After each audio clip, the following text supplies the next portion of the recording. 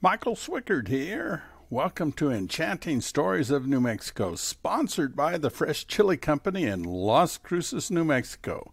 Thank you for joining us. Our award-winning Hatch Green and Red Chili is brought to you from locally owned farms in Hatch, New Mexico, the chili capital of the world. Hit subscribe to automatically get these podcasts. First, before I do anything else, I have some very good news for you. Some of the chili peppers in the Hatch chili fields are ready to be picked, and therefore the roasting drums that have been silent since last fall are just now getting ready for that wonderful sound and smell, roasting Hatch green chili. It takes lots of skill and lots of expertise to pick the green chili at just the right stage of growth, and an equal amount of skill and expertise to roast it. The transformation of Hatch green chili pepper plants growing in a field to that magical moment of eating the Hatch green chili involves several steps. The chili peppers must be picked at just the right moment when the pepper is done growing. Then it is taken to a place for fire roasting. This roasting is done at the Fresh Chili Company plant in Las Cruces. Then the roasted chili is prepared into 16-ounce jars. In the fire roasting process, it takes a very hot flame. We use propane burners in the drums. When we do, the outside waxy layer of the chili pepper is quickly scorched to a char in just a few minutes, allowing the removal of that outer waxy skin without damaging the inside chili meat. The chili pepper plant produces a waxy coating to keep the moisture inside the chili pepper while it's growing.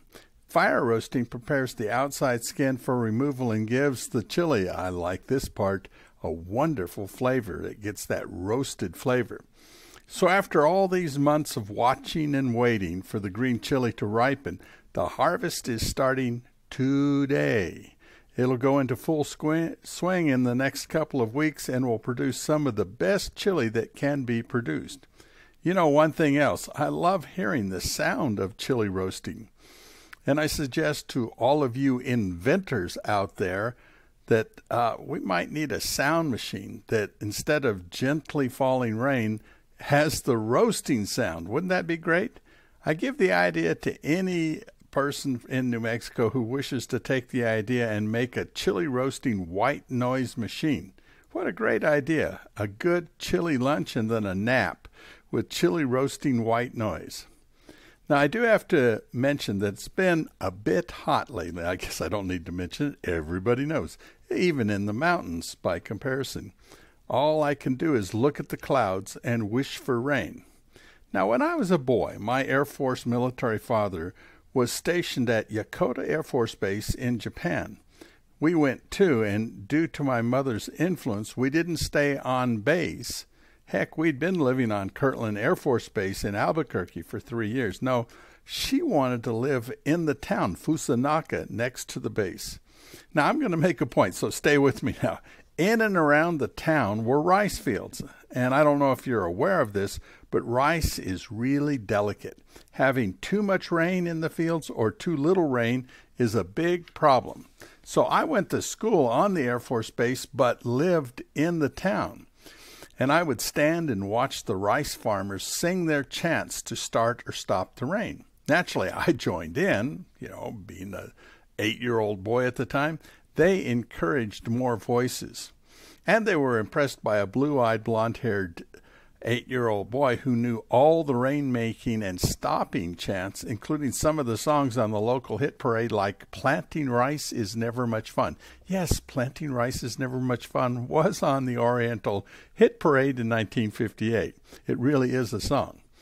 Now, I've forgotten the chant to stop the rain, and I've been thinking about the one to start it. If it rains, it might be me. So if you see rain, think, hey, he did it.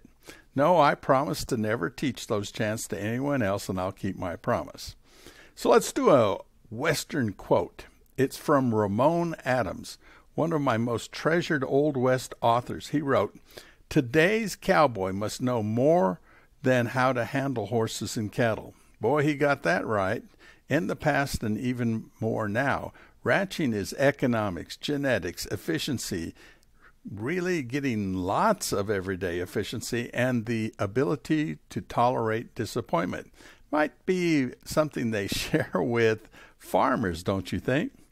Ramon Adams wrote 24 books on the Western life in the past and at that time and now. I've enjoyed all of them, including Come and Get It, the story of old cowboy cooks. Boy, I like to read about them. The cattle drives ran on the effects of the chuck wagon cooks. Without great meals, the whole enterprise would not have been possible. In 1961, he put out The Old-Time Cowboy. Really was good.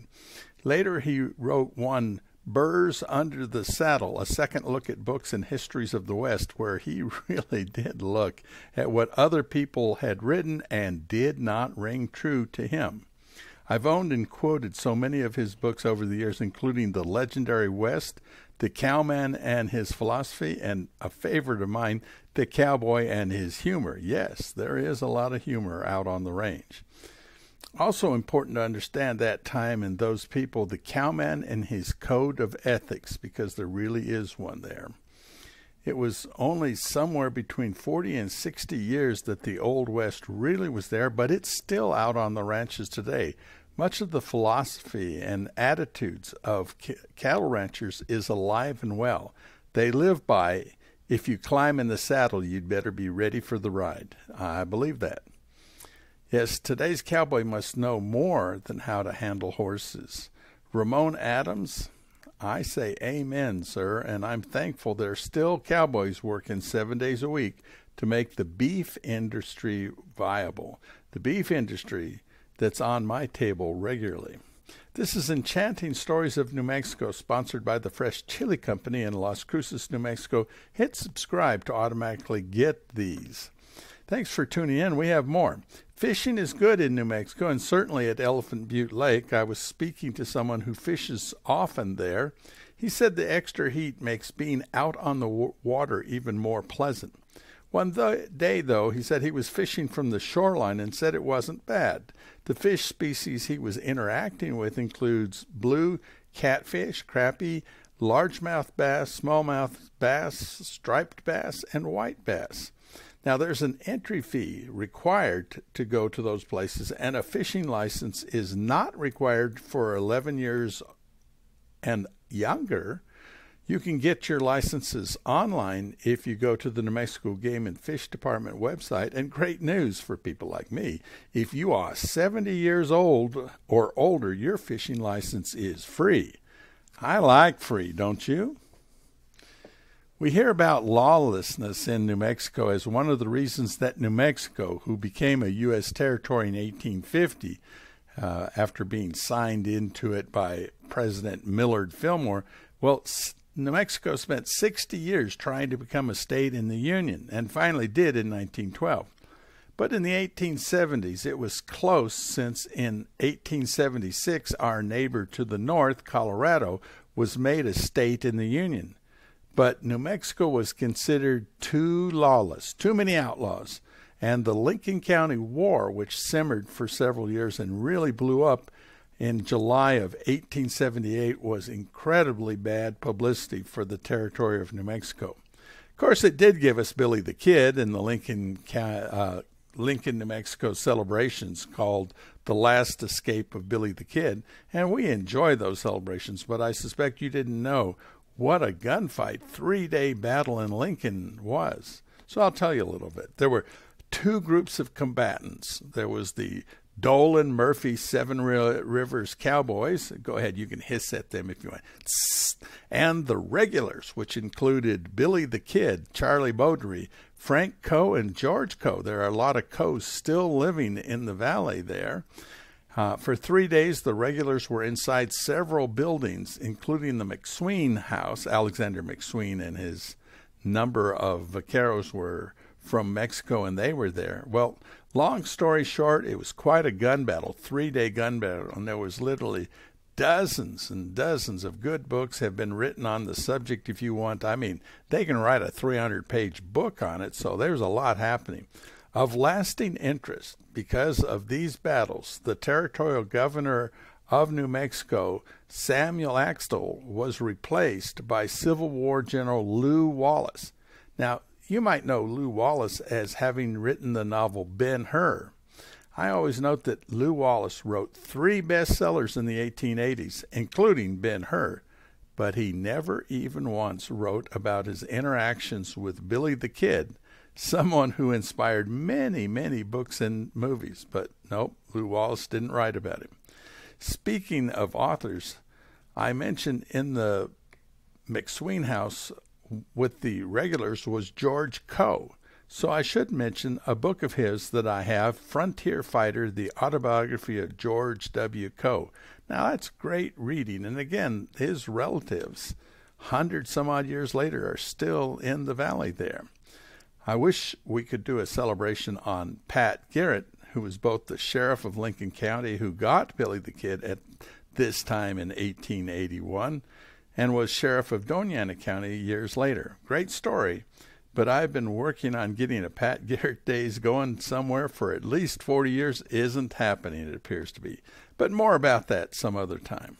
Michael Swickert here with the Enchanting Stories of New Mexico. You know, every day is somebody's birthday.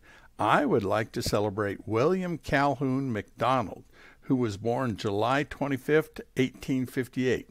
Why was he important? He was the first elected governor of New Mexico.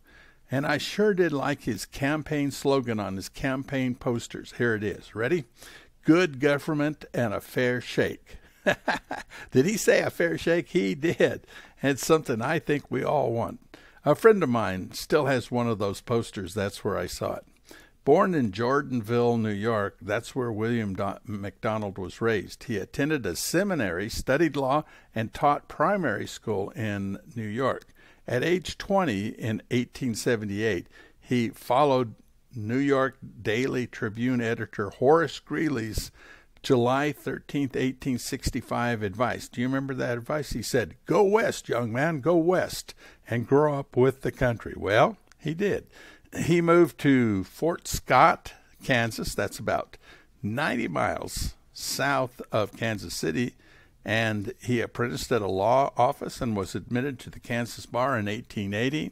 Go west was still on his mind, and so with the discovery of gold in White Oaks, New Mexico, he moved to the gold fields where he tried staking out mining claims and then made much, much more money as the United States Deputy Mineral Surveyor.